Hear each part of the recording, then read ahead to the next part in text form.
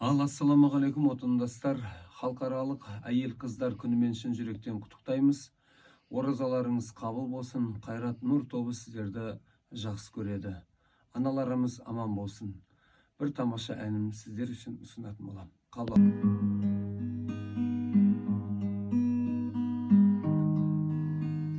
Шет жүрсең сағынарым, жабықсам шағынарым, анашым бір өзіңсің табынарым.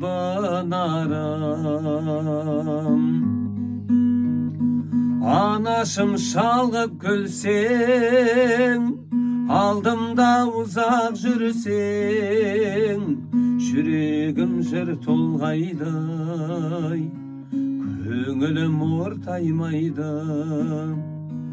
Анасы бар адамдар ешқашан қартаймайды, жүрегім жыр толғайды, көңілім ортаймайды.